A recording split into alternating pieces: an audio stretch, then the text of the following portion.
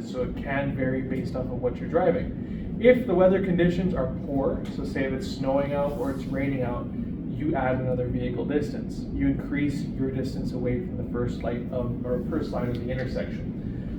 If the speeds are slower, say it's a 40 kilometer speed limit instead of a 60, you are now making maybe a 2 vehicle distance, because if you slow down at 40 kilometers an hour, you're more likely to stop with control compared to your 60 kilometers an hour. Does that make sense? Is there any questions revolving around the situation here with stale and fresh lights? Now, the main difference is that you are not accelerating through the intersection. If the light turns yellow and you are within the point of continuance, you are clearing the intersection at the speed that you are at. The reason why I say don't accelerate is because you don't want to give the wrong message to motor traffic around you or a police officer that's there.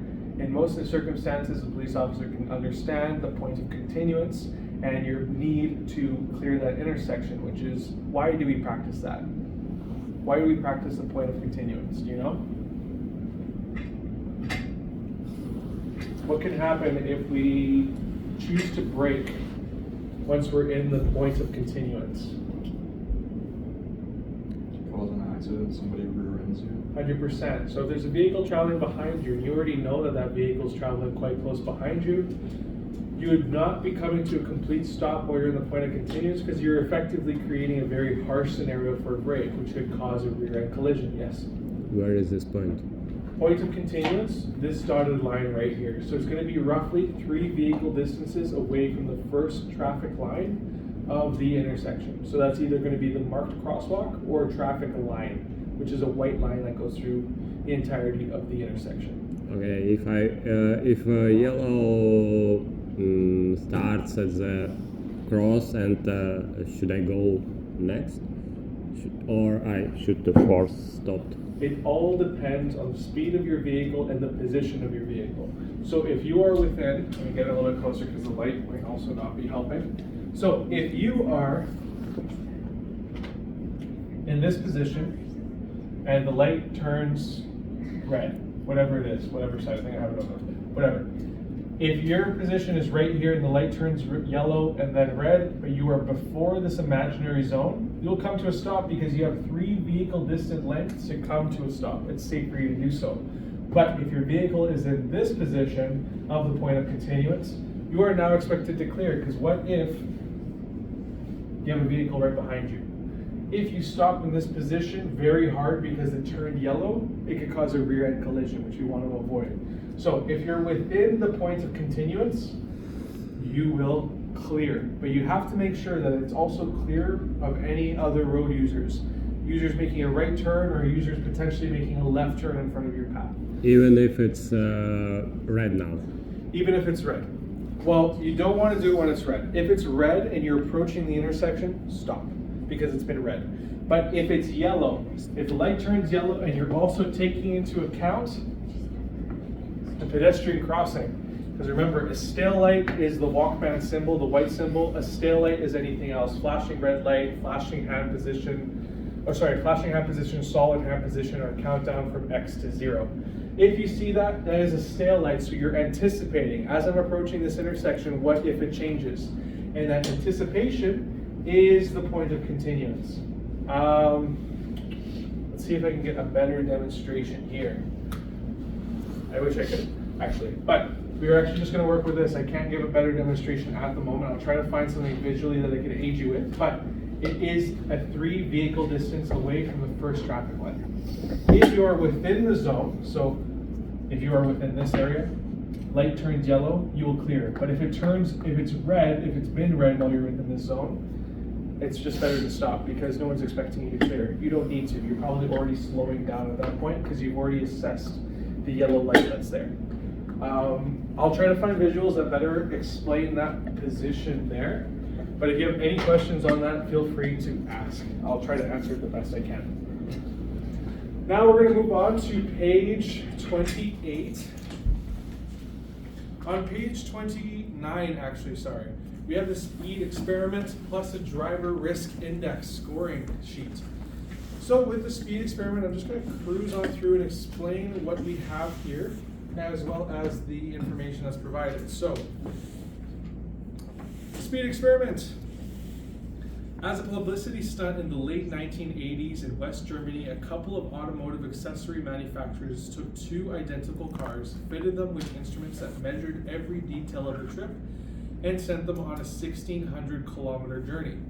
One driver was told to make the best time he could, the second was told to avoid risk and move as traffic allowed. The speed demon finished 31 minutes ahead of the slower driver. He drove for 20 hours and 12 minutes, braked 1,339 times, passed 2,004 cars, and was passed by only 13 vehicles. The slow driver braked 642 times, passed 645 times, and was passed by 142 vehicles in 20 hours and 43 minutes. The fast driver had 3 times more brake and tire wear, passed 3 times as many cars, and had 3 times the collision exposure and 3 times the wear and tear on the driver. In all, the score was distance covered, as it stated, 1,600. The elapsed time was from the same, so 20 hours and 12 minutes compared to 20 hours and 43 minutes. And he passed 2,000, as I was stated before. Everything's the same. In 1992, in Canada, the automobile magazine World of Wheels wanted to replicate the German experiment. It used 2 identical vehicles driving the same route through urban and rural Ontario and Quebec. One driver was a leadfoot and the other was a featherfoot. The featherfoot driver practiced a relaxed, steady driving style and held his speed within 5 to 10 kilometers of the posted speed limits. The leadfoot driver simulated an aggressive pedal-to-the-metal hothead driver proceeding as fast as he could safely get away with. Each vehicle was outfitted with instruments that measured brake applications and emissions, and an official who recorded travel times and fuel consumption for the 2-day, nearly 1,600-kilometer trip.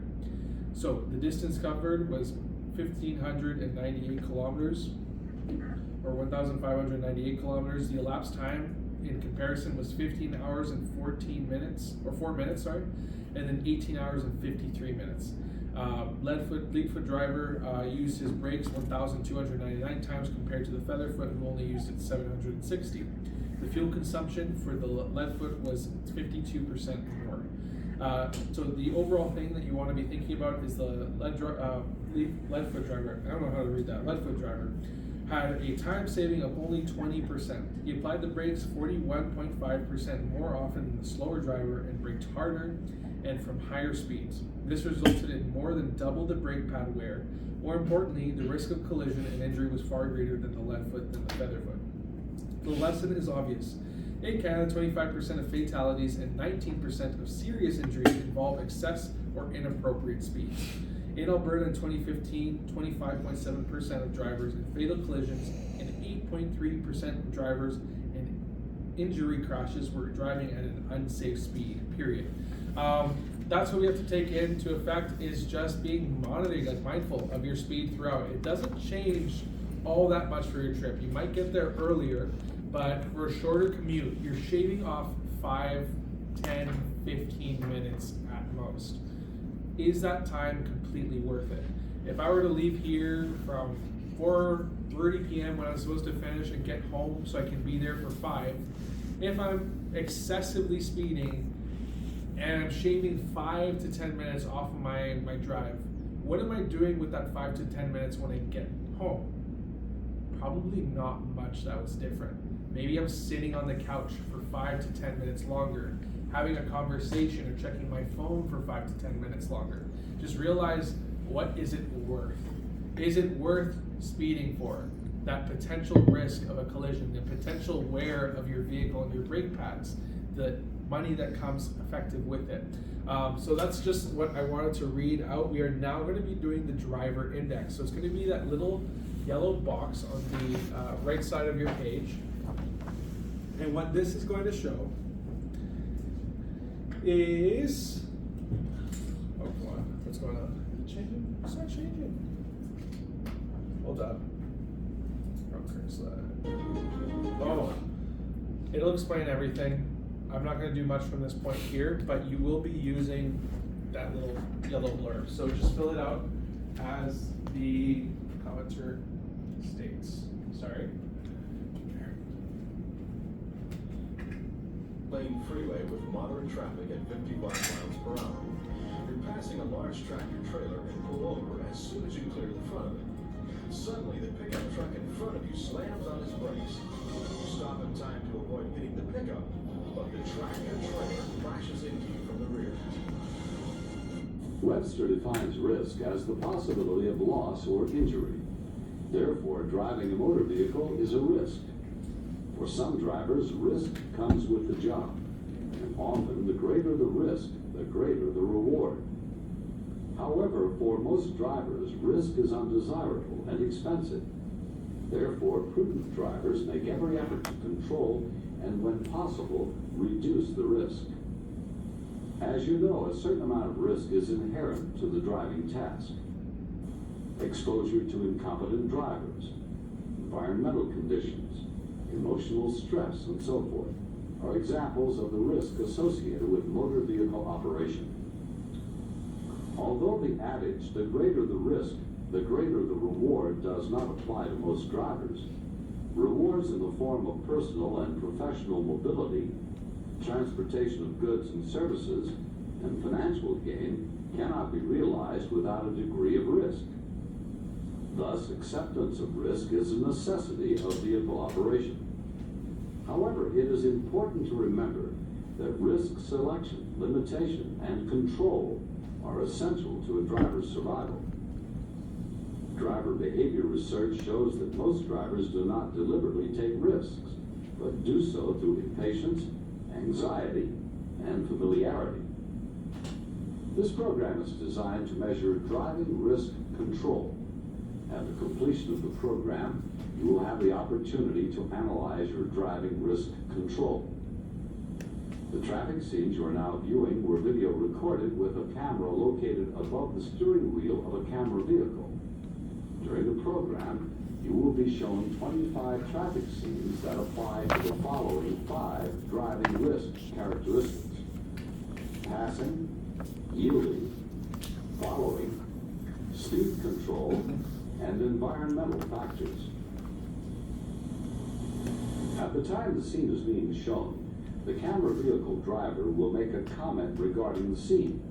For example, in this scene, the driver comment is, "I have sufficient time and space to pass." During the program, you will have the opportunity to agree or disagree with the driver's comment. Before the start of the program, you were given a driving risk control response form, like the one shown on the screen. Please be sure you have entered your name and the date at the top of the form. Note that the form has 25 agree, disagree response lines. If you agree with the driver's comment, circle agree. If you do not agree with the driver's comment, circle disagree. Ready? Begin traffic scene number 1.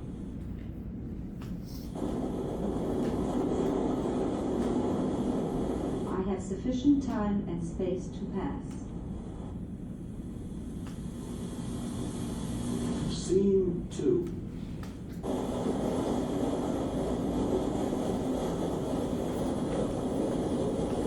A vehicle speed reduction is required.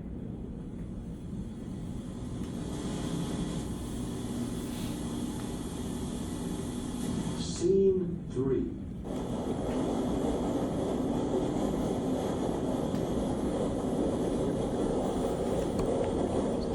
A hard brake is required.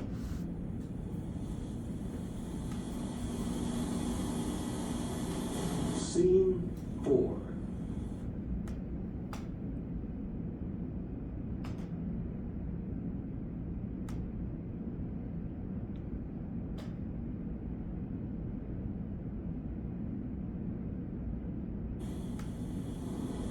I have sufficient time to complete a left turn.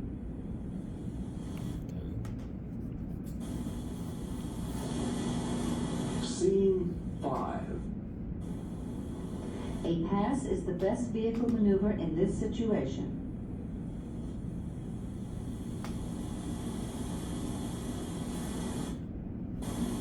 Scene 6. A brake cover is required in this situation.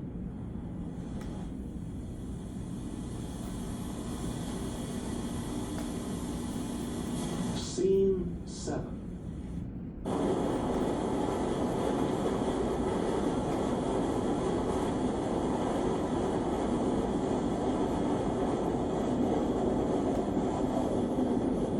Exiting the expressway was a low-risk vehicle maneuver.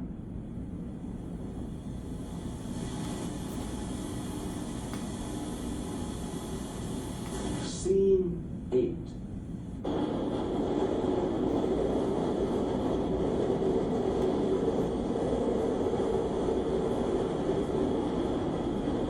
That bicyclist is obstructing traffic.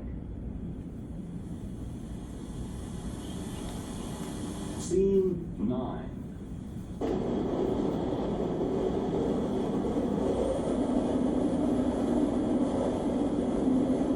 A vehicle speed reduction is required.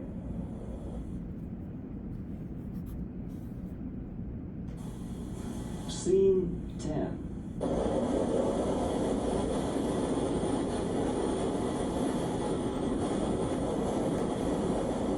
This is the wrong exit. A lane change is required.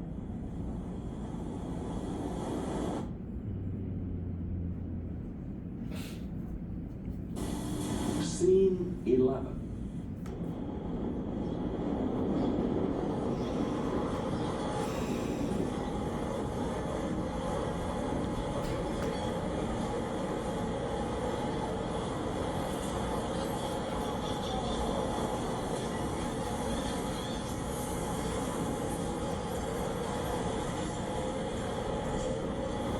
This is a high-risk driving area.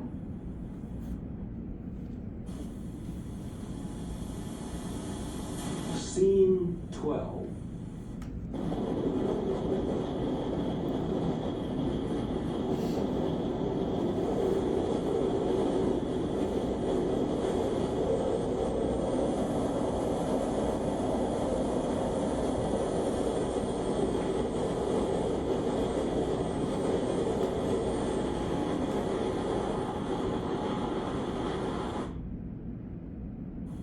A vehicle speed reduction is required.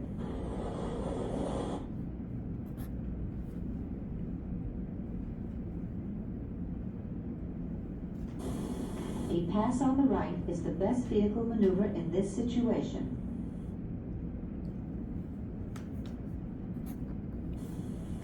Scene 14.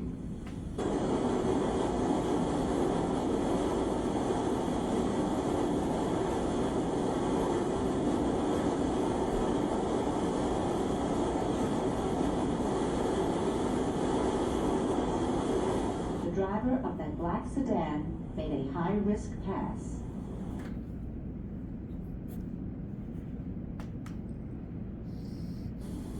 Scene 15.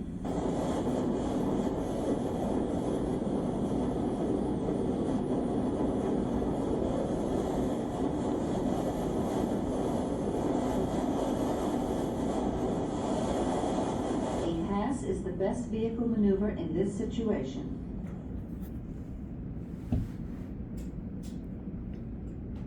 Scene 16.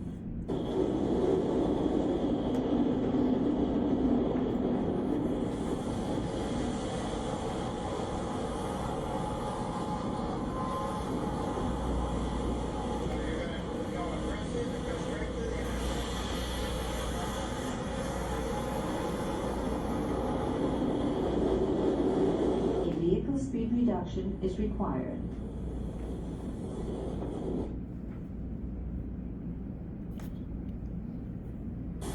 Scene 17.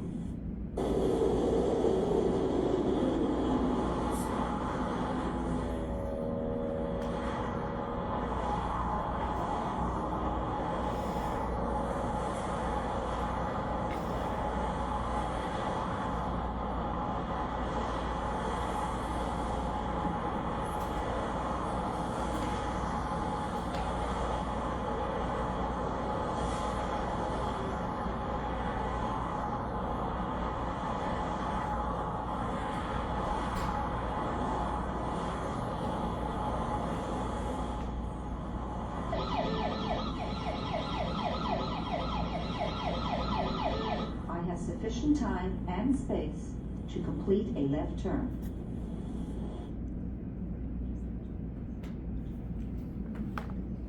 Scene 18.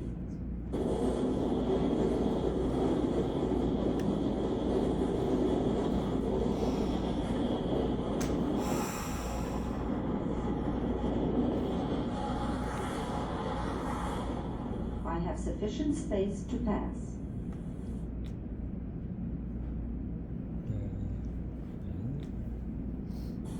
Scene 19.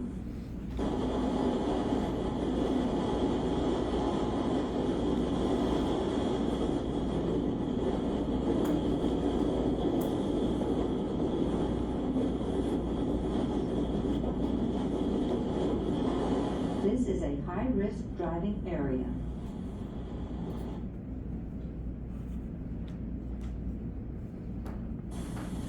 Scene 20.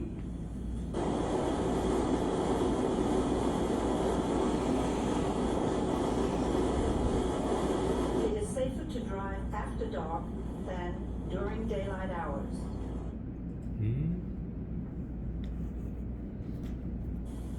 Scene 21.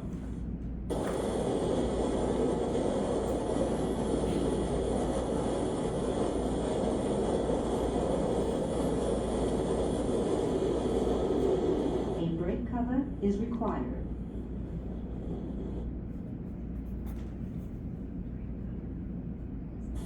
Scene 22.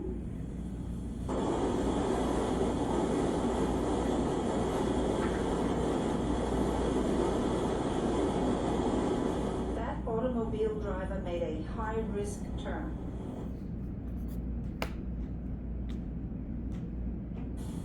Scene 23.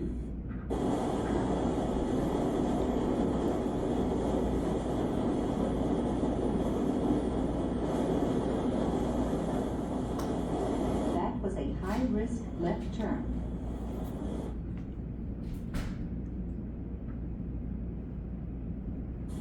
Scene 24. The driver of that black vehicle is a high-risk driver.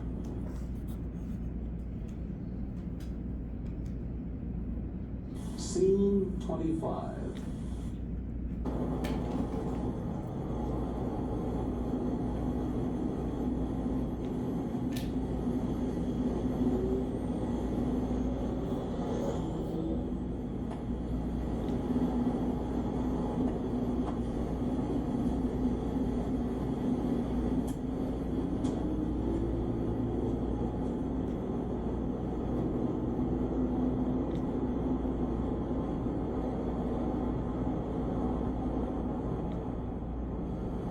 I need to reduce my vehicle speed.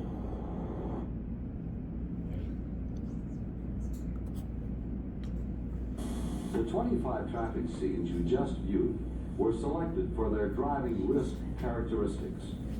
In most scenes, the traffic risk was obvious. However, in a few scenes, the risk was subtle and required quick thinking. To determine your driving risk control score, compare your response form answer with the answers shown on the video screen. So the answers of the video are going to be For on this example. next video here. If we have any questions on any particular, just raise your hand. I'm going to pause the video and we can talk about it. Because some of the answers might not be in line with what you think. So we'll discuss it. We'll talk about it. This video is old, but everything that it's stating is right for this test. So if it disagrees with you, it just disagrees with you. This test isn't being taken into account of your overall grade here. So just know that it's not that important. Okay? Cool. The risk rejection response in scene 1 is disagree. Disagree is the correct answer. Look at the scene again. Note that the camera vehicle driver passed 3 vans, drove in the oncoming lane for 11 seconds, and was driving left of the double yellow line at the completion of the pass. This was an illegal and very high-risk pass. If your answer for question 1 was agree, your answer was incorrect. Place a check mark in the space provided to the left of question 1 on the test answer form. If your answer was disagree, leave the space blank. Question 2, answer. Agree is the most appropriate answer. Enter a check mark if your answer is disagree. Look at the scene again. The pedestrian walking near the edge of the road is a potential hazard.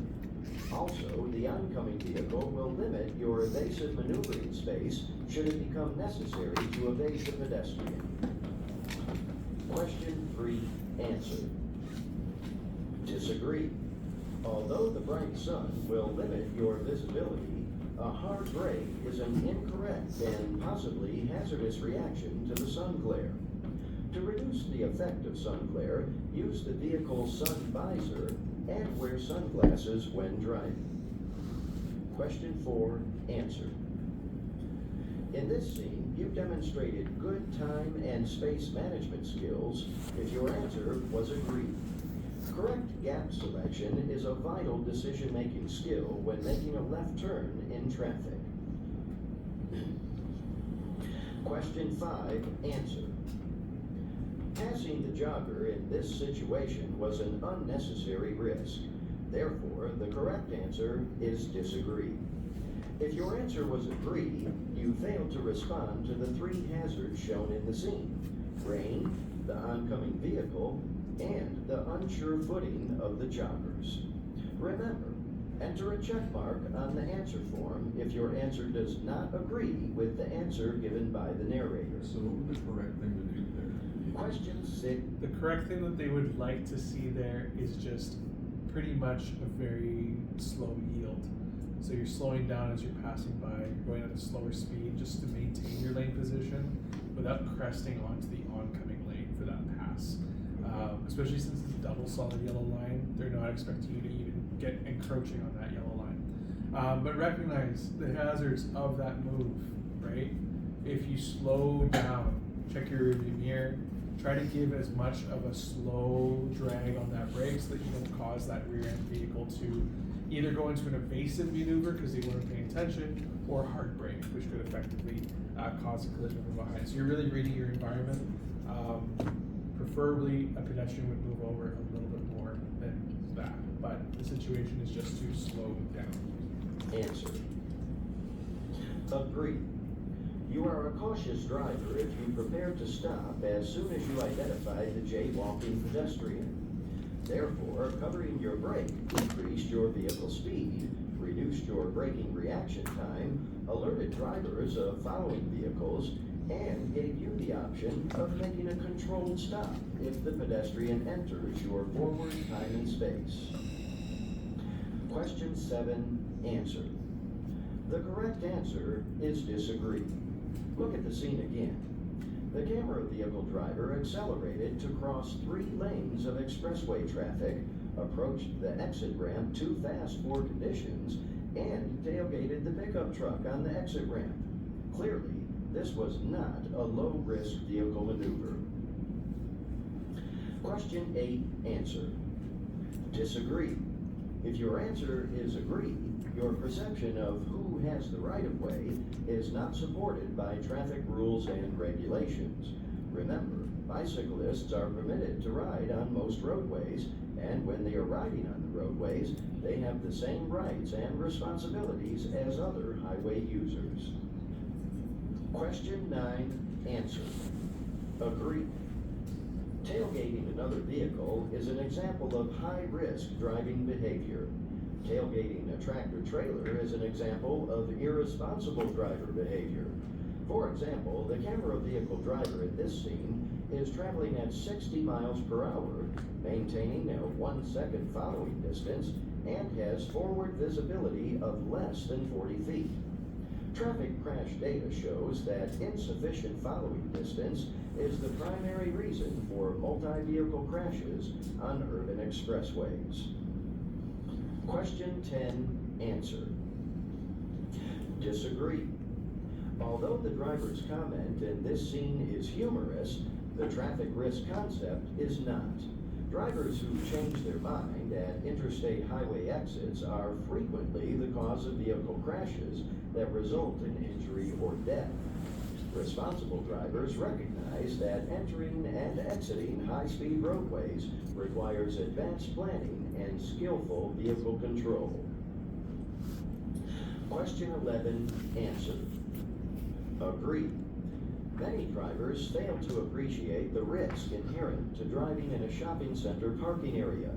Because of reduced vehicle speed, crashes between vehicles normally do not cause personal injury. However, crashes between vehicles and people often cause serious personal injury and occasionally death. Question 12, answer. Disagree. Look at the scene again. The camera vehicle is moving approximately 40 miles per hour on the interstate highway entrance ramp. The vehicles on the interstate are traveling 60 to 70 miles per hour. Thus, to merge smoothly into the high-speed traffic, the camera vehicle driver will need to increase, not decrease, his vehicle speed. Question 13, answer. Disagree. The driver of the automobile in this scene is making a critical but not uncommon procedural error. Note that the limited turning space at the intersection requires the tractor-trailer driver to move left before turning right. In this situation, the automobile driver puts himself and his vehicle at risk when he moved in between the tractor-trailer and the curb. Question 14, answer. Agree. Note, this scene was not planned or staged. Rather, it was recorded live by the camera vehicle in a real-world driving environment. Unknowingly, the driver of the black automobile effectively demonstrated high-risk driver behavior for an audience of several thousand drivers. Question 15, answer. Disagree. In this scene, the camera vehicle driver demonstrated risk-oriented driver behavior by impatiently crossing the double line to pass the turning vehicle. Driver impatience is a primary cause of speeding, turning, and intersection right-of-way crashes. Question 16, answer. Agree is the correct answer. Although the driver of the white SUV illegally entered the roadway ahead of the camera vehicle from a right turn lane, the camera vehicle driver correctly yielded his right-of-way to the self-serving driver to avoid a possible crash. Incidentally, if this happens to you, it is okay to quietly say a few nasty words about the driver that cut you off. Just don't crash into him or her. I didn't get Question 17, last answer. one. Disagree. Sorry, what did you not get about the last one? Why he should to reduce his speed? Incidental. So the POV driver should simply reduce his speed because of a concept we talked about earlier, which was the last clear chance rule. So last clear chance rule is if we can avoid an incident, it is our responsibility to do so. Even if the white SUV does everything in the wrong, we don't want to make the situation worse, so we let off speed. Because what is picking up speed going to do in the long run? But here's no dangerous situation. This is not a dangerous situation? Wait, look here. A little bit closer. Right there, what do you see? In front of the white SUV.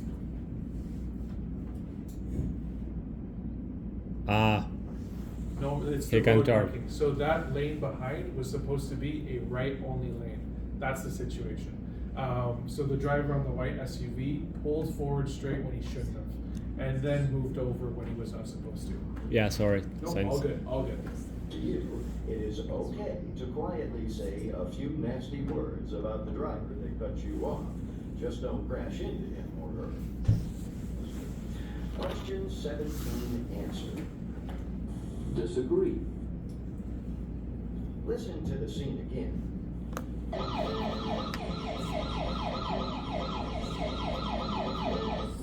Did you hear the sound of an emergency vehicle?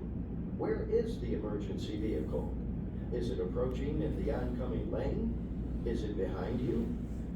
Until you identify the emergency vehicle and know which direction it is traveling, you do not have sufficient time and space to complete the left turn.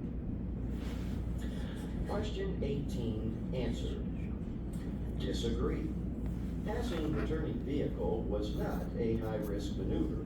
However, the pass did require the acceptance of limited risk. In this situation, not passing the turning vehicle may also require acceptance of limited risk. For example, while passing the turning vehicle, the van driver may decide not to turn and move forward into the side of your vehicle as you re-entered the roadway. If you do not pass, an impatient driver may crash into you from the rear. Question 19 answered. Agree. Scenic and recreational roadways are high-risk driving areas. Environmental distractions, people entering the roadway, and other drivers that cannot resist the view are all hazards in this scene. Therefore, in this area, controlling the driving risk is a demanding task that requires self-discipline and good searching skills. Question 20 answered. Disagree. The crash risk potential is approximately 4 times greater after dark than during the daylight hours. Although reduced visibility is one of the factors that increase nighttime driving risks, other factors such as drinking drivers, distracted drivers, inexperienced drivers, and excitement-seeking drivers are significant contributors to the large number of after-dark motor vehicle crashes. Question 21 answered. Agree is the most appropriate answer. If you were aggressively searching your driving environment, you identified the vehicle entering your time and space before it became an immediate hazard. You controlled the available time and space by reducing your vehicle speed and covering your brake. Question 22 answered. Agree. Because of the limited visibility, the automobile driver placed himself and others at risk. Environmental obstructions at intersections are significant contributors to motor vehicle crashes. In this scene, the risk was greater than normal because of the downhill grade and the failure of the automobile driver to accelerate quickly after pulling in front of the truck. Question 23 answered. Agree. In this scene, the camera vehicle driver demonstrated a high-risk left turn. This still scene shows that less than 50 feet separated the camera vehicle and the oncoming car during the turn. If the oncoming car is moving at 50 miles per hour, the closing time between the two vehicles is less than 2 seconds. The purpose of this scene is to emphasize the importance of gap selection when making a left turn in traffic. Question 24 answered. Agree. Drivers incorrectly using cell phones while driving create unnecessary risks for themselves, their passengers, and other highway users. Thus, responsible drivers do not make outgoing calls while driving and use hands-free cell phones to answer incoming calls. Question 25 answered. The most appropriate answer is disagree. You do not need to reduce your vehicle speed unless you are exceeding the speed limit. As you may know, identifying a police vehicle improves driving behavior for most drivers. To score your driving risk control response form, count the number of check marks and enter this number in the space provided at the top of the response form. This number is your driving risk control score. The chart you see on the screen shows motor vehicle crash frequency rates when compared with driving risk control scores. Risk control scores are green, and the crash frequency is red. Essentially, the chart indicates that the higher the score, the greater the driving risk potential. These statistical observations are not surprising. Insurance company records clearly identify driver risk-taking as a major factor in motor vehicle crash causation. It is important for you to know that risk-taking is not an undesirable human characteristic. The most successful people are a product of some risk-taking. However, successful people will select, limit, and control their risks. Otherwise, they would not continue to be successful. Risk acceptance or rejection is often influenced by temporary situations, conditions, or circumstances. For example, an emergency vehicle driver or police officer will normally accept greater risk on duty than off duty. Many drivers, especially young male drivers, will accept greater risk while driving alone. Most drivers reject risk when they are accompanied by their infant children. Nearly all drivers reject risk when they are being followed by a police vehicle. Driving risk acceptance does vary. However, the human factors that influence risk acceptance are relatively constant. For example, traffic crash research shows that people with aggressive behavioral characteristics are involved in significantly more motor vehicle accidents than people with moderate behavioral characteristics. However, when the driving records of individuals are examined, we find that many aggressive people, such as athletes, professional drivers, investors, and political leaders, have excellent driving records. It must be assumed, therefore, that aggressive people can and do control their risk-taking instincts when driving a motor vehicle. If your driving risk control score is 5 or less, you have come to terms with the risk of driving a motor vehicle. However, if your score is more than 5, you are inclined to take unnecessary driving risks. Yes, driving risk does come with the territory, and some risks must be accepted. However, risk selection, limitation, and control are essential to survival on the highway. You must decide what risks to accept and what risks to reject. And you must decide if the reward is worthy of the risk.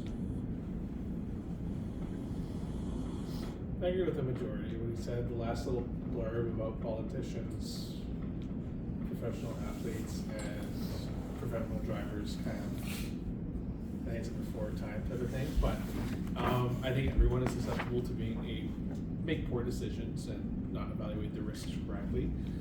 So that puts everyone in that bubble to think more objectively as to what you want to do, what are you accepting on that level to do, and what is your total outcome that you want. But if you did good on this, if you did poorly, it doesn't matter. This is for yourself. Just take into effect what those situations were and how you can change your perspective whenever approaching those situations. We're going to talk briefly about this scenario that I have on the board. So, with this scenario, let me just get rid of that, and that, and that. Okay, so, what do you think I'm trying to depict in this one here? Obviously, we don't see any red lines on the road, but yellow, 100%. Okay, perfect. We're on the same page with that. So, if I'm in this lane, traditionally, if I'm the right of the center line, what direction am I going? Straight. I'm going straight, exactly right. If I'm to the right, I'm going up. To the left, I'm going down. It's usually the perspective. So if I wanted to make a left turn from this intersection onto this intersection, what do I do and what is the difference? Compared to this one and this one, what do you see, just subjectively, what do you see is the difference? There's 3 lanes instead of 2 lanes. It's a one-way, exactly right. So I don't see any yellow line. So that's indicating to me that maybe this left turn might have to be a little bit different. So if I'm taking a left turn from the lane either immediately to the right of center or closest to the curb, what lane would I want to take traditionally for a left turn? Lane 1, correct, exactly. So it's going to be the lane right of the center line, plain and simple. Now, if I wanted to make a left turn from this lane position, what lane would it take? Lane number 1, 2, or 3? Which one? 1. Hands up for 1. Hands up for 2. Okay, so the actual distance will actually always be number 1, unless you got a couple parked cars or whatever is there. If there's parked cars in this lane, scratch number 1 and go into lane number 2 because there's an obstruction. If there's an obstruction half a block before once you're in your turn, you're going to take the next available lane. If the car or obstruction is past that half block distance, then you will stay in lane 1 and lane change after the fact. But this is what's important, is when you get into your left turn, you're not only taking into account traffic coming southbound or the other direction. While you're making that left turn preparation, you're looking down the roadway, acknowledging the pedestrians, your lane position, and what vehicles are parked in what lane. And that will make the ultimate deciding factor of where you should go. But if you're making a left turn connecting from a 2-way to a 1-way, it's going to be from lane 1 to lane 1 traditionally. If there's an obstruction, it'll be from lane 1 to lane 2. Lane 1 doesn't change. It's always going to be to the right of center line, unless you have a situation like this, where it's a dual turn left lane. If you have a dual turn left lane, and that's applicable to left turns from this lane here, that's no problem. So, this is discussed. Now, what am I trying to describe here?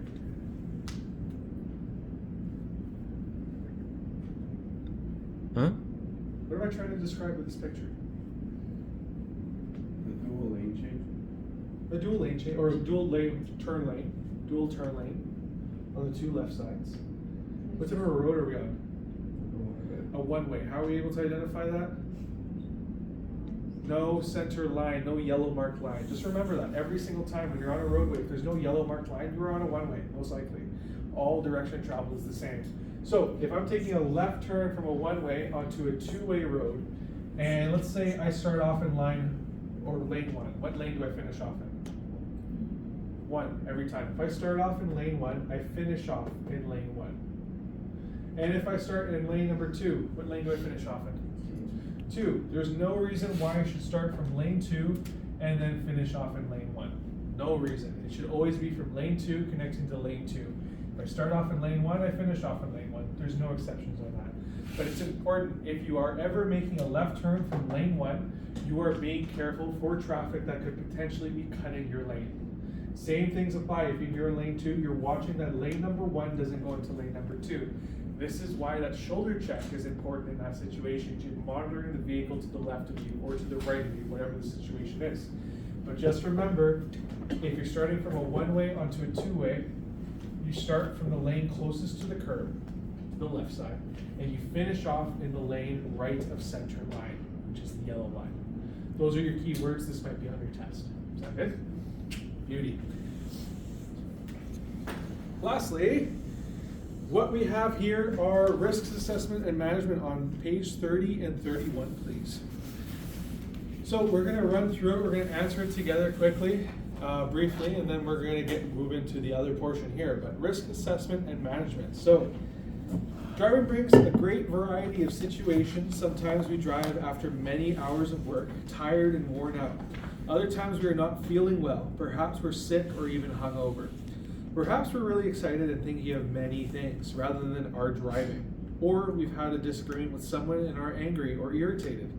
Living our busy lives means that we might let things slip, like not taking the time to do a pre-trip vehicle inspection, or putting off the vehicle maintenance and tune-up that the vehicle needs badly. This activity will give you an opportunity to see if you can identify the various risk factors that exist in one of the examples provided. Now, number 1, Ross has been working out of town for the last 10 days. Yesterday, he worked from 7 a.m. to 4 p.m. He slept for about 4.5 hours and then worked one last shift from 1 a.m. to 11 a.m. He has just over 200 kilometers to travel to get home. Ross has driven this highway countless times and is anxious to get home to his family. What are the risks factors in this situation? Lack of sleep is a big one. Fatigue, very obvious. Anything else? familiarity, or what's the other word? Overconfidence. Overconfidence on that road. Absolutely. Anything else that could be in effect there?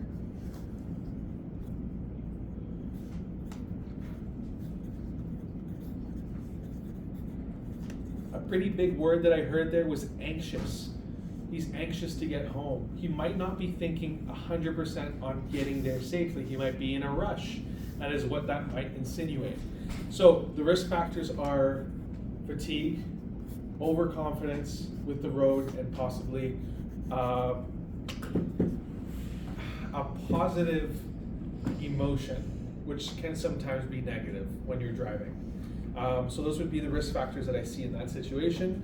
Would these be risks be low, medium, or high for this situation? What would you deem it? High. Absolutely. Everything's kind of working against you on that point there. And what could you do to reduce the risks personally if you were ever in the situation of good old Ross here? Sleep first. Sleep first. Sleep on the road. Sleep on the road if you need to. Maybe you can queue into a parking lot, take a few hours to sleep. What we don't want to do is take a 20 to 30 minute power nap. We usually just want to do a 5 to 10 walk around. The reason why we don't want to do a nap is because when we wake up, we still might be tired and we might be more inclined to sleep. So it's important, do sleep before you go on your trip. So take your 2 hour, 4 hour break, go for a sleep, and then proceed with your drive. What else can we do to reduce the risk? Let's talk about fatigue. What can we do to reduce fatigue? We talked about a little bit with some coffee. And what else can we do? Just get moving around. Moving around, getting active, absolutely. Anything else? Taking breaks. Taking breaks. Anything else that keeps you awake while you're driving that you've practiced? Music. Music can help out, absolutely. Something that can keep your brain active. A podcast possibly that isn't sleepy type of podcast. Anything else?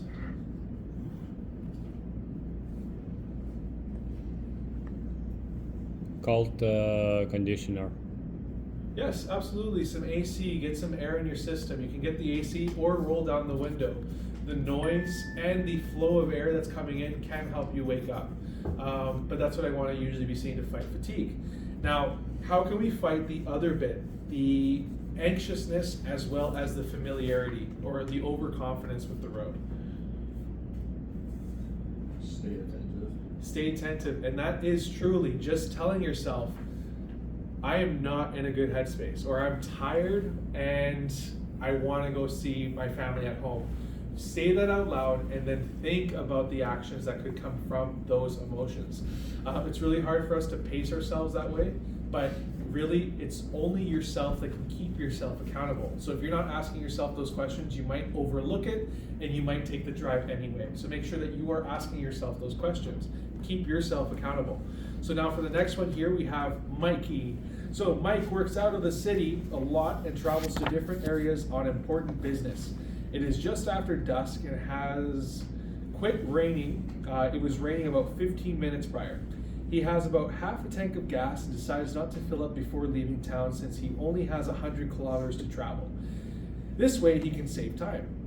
It is approximately 8 p.m. and he has to be meeting at 9 p.m. Mike will be traveling on an 80 kilometer hour highway. There is literally no traffic whatsoever. Mike decides to drive at 95 kilometers an hour. What are the risks factors in this situation? Not enough of oil. The rain and not enough Of fuel. It can be. for Why fuel. not? Absolutely, he could potentially be dealing with being stranded. He is, as was said, it was raining about 15 minutes prior, and he's also doing what? 15 over. 15 over. So with the new rain that's on the roadway, going 15 kilometers over the speed limit, he has risk of either hydroplaning or potentially going into a skid if he's on the curve of a road. And he says it is also 8 p.m. and he has to be at a meeting at 9 p.m. So now he's working with a What visibility? time crunch, right? He has to be there within a certain period of time. So that could also be an effect of why he's speeding and why he's taking that risk. So would these risks be low, medium, or high? High, for those reasons stated. And would you be willing to take the risk to drive to this situation? Why or why not? I'll tell you, I have been in a situation like this before being an instructor, before going through these evaluations, and I did stuff like this a lot of the time. And what I found at the very end of it is that I didn't feel better. I didn't feel good once I got to my route, once I got to my destination. I didn't feel secure while I was driving over. I noticed that there was a lot more situations taking place that was getting me anxious, or I guess a bit more frightened about my surroundings or what other vehicles were doing. For me personally, now in a position as an instructor, I would not be willing to take that risk. My method to deal with this would be simply to leave earlier, to fuel up a bit earlier so I don't have any risk in between. But that comes with experience and that comes with time. But you can answer that for yourself. You don't have to tell me if you would take that risk or not, but just answer that for yourself privately. And what could you do to reduce this risk? Exactly as I said, leave earlier, fuel up maybe the day before, assess the weather conditions ahead of time, check your forecast, check Google Maps ahead of time, check your full routes just to make sure that you don't have any lane closures, construction, vehicle collisions that could potentially affect your drive, so that you're not just leaving with just enough time, you're leaving with enough time plus some change. But that is what I want to talk about, so lovely. Now, lastly, on our book, we have the characteristics of a good goal. So what I want you to do is, for the next week or so, I want you to work on a goal. Something that is changeable, something that is realistic for yourself, and that we can work towards. So the goal should be written in terms of a result that can be achieved. Doesn't include how it will be achieved, and it is realistic to the person's circumstances. And it can be written in 1 to 2 short statements. It's basically what I want you to be doing with this goal. And then the next slide, an effective action plan includes the goal, it identifies the ways, strategies that will be used to achieve this goal, and identifies the perceived barriers or obstacles that could interfere with achieving this goal. So as you see on page 32, we have the My Goal. So you will be putting your goal down as to what you want to say. I remember when I did this book myself, my goal was to move from a one-handed steering position to a 9 and 3 hand position at all times. This goal is still being worked on. I still catch myself moving down to a one-handed position, and I've been an instructor for some time. It takes persistence and it gets into a habit, but once you start creating a habit, it sticks. Try this with me. Cross your arms. Everyone's got their arms crossed, perfect, lovely. Switch the position without thinking about it. Oh man, I'm having trouble. Wait. Okay, yeah, there we go. Took me some time, took you guys like no time at all. So now try this next one. Hands, cross it. Move it 2 positions over. Does it feel natural? No. So did the crossing the arms. It doesn't feel natural, but with enough consistency, with enough time on it, it can become a basic habit. Just like anything else that you do on the road, it takes consistency for it to change. So whether it is having your hands at the 9 and 3 position, practicing hand over hand instead of a palm steer, checking your rear view mirror anytime that you're using the brake, or even just incorporating a shoulder check for a lane change or a left or right turn. These are habits that are possible. These are habits that are able to be done, but it takes consistency. So you don't have to do it now, and I'm not going to check it by the end of the week, but do this for yourself. Try to find something that you can change, that you recognize about yourself, and see if you can make a chip on that habit. Lastly, we have this splurge here about a effective, competent driver. So I'm going to get you guys to read this one because my voice is getting kind of tired. I'm still going to look at your little names here. I swear I'm going to get it one day. Let's start off with Amber. Can you please read the first bit of the competent driver, just the 2 first paragraphs? Sure. Driving is an activity that involves physical skills, mental planning, the ability to be adaptive and flexible, and having a responsible attitude towards oneself and other drivers on the road. Being a competent driver is more than just being collision-free. Being competent means taking care of your vehicle so that it's roadworthy and will work efficiently. It means taking serious responsibility to understand and apply the rules and regulations that govern driving. It includes planning ahead when traveling in order to identify, anticipate, and manage the risks that could be encountered given the road conditions, the weather, and so on. It also includes being careful, not taking undue risks, knowing the vehicle you are driving and specific accessories, perfect. Thank you very much. Jada, would you please read the next one? And if I get any names wrong, please let me know. Most mature drivers would see themselves as being reasonably competent. If you ask them if they want to be good drivers, they would likely answer yes, but what motivates them to do so? The reasons are many, and they vary from person to person. Joe sees himself as a law-abiding citizen, and so he wants to make sure that he knows and applies the rules and regulations of the road. Rick's profession requires that he has a valid driver's license. He does not want to jeopardize his career. His company will give him a modest bonus if he has a collision-free year. Sherry's father taught her how to drive. She remembers how safe she felt with him when he drove. Now a mother with her own family, she wants to make sure that they not only feel safe, but are safe with her. Erica got a speeding ticket a few weeks ago. The fine cost her more money than she could afford, and she was also embarrassed that the police stopped her. She will not make that mistake again. Thank you very much. Ben, would you read the next one, please? Thus, it is important to acknowledge the many reasons why people would want to drive well.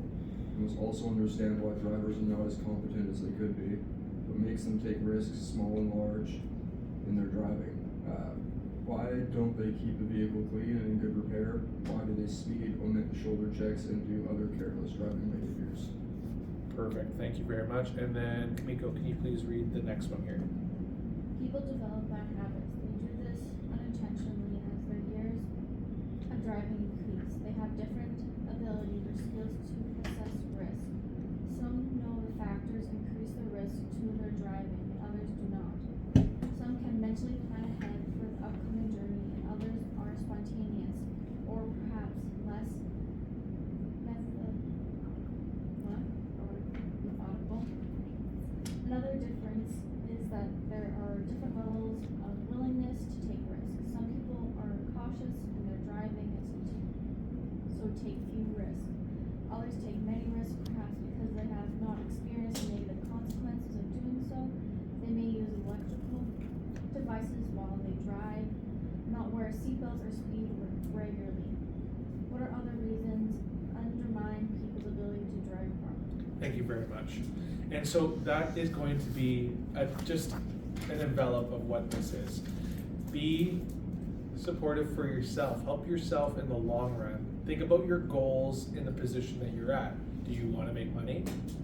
Yes. A lot of us want to make money. A lot of us want to sustain a job so that we can maintain consistency.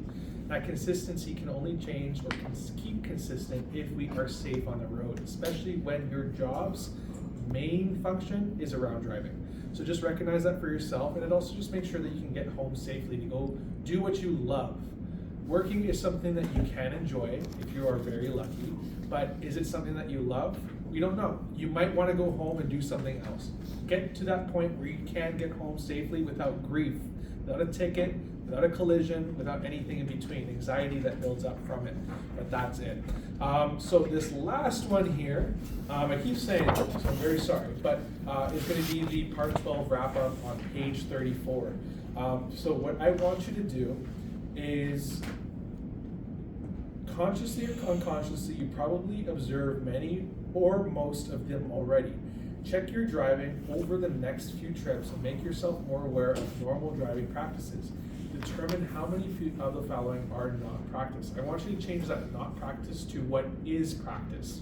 So check off the things that you do practice personally, and then throughout the week, see if you can improve on any of those unchecked marked areas. Make sense? So mark that checklist down, give yourself the opportunity to fill that out for yourself, and then monitor it for the next week. This book is yours.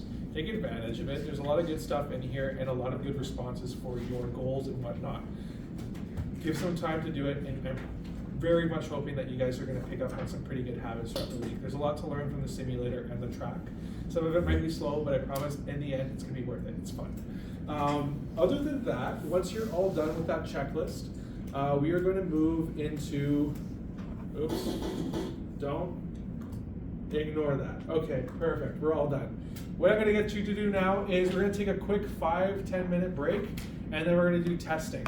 So I'm going to hand out the test. It's going to be a closed book test. Take the time for your break to review anything that you have questions about. If you have any questions in general, please feel free to ask me. That is going to stay up as well for your reference, okay? But no phones, no book, take the time, it's 80% for a pass, okay? How many questions? It's gonna be 50 questions. Is there anything you'd recommend we go over? No, anything, everything. I would review the turns because it is a bit of word salad for some of the questions. Think about your perception, so that, or I'll just say right now that 3/4 of a second for you to perceive an action and for you to react to something is 3/4 of a second. And then what is overdriving your headlights? Driving to a condition or speed that you're not able to see what your headlights illuminate in front of you. Those are the real ones that you need to know, as well as your skids. So what to do in a skid, what do you do? Feet off both pedals. steer Off where you both wanna go. pedals, look and steer where you want to go, 100%. It's going to be asking you questions like that.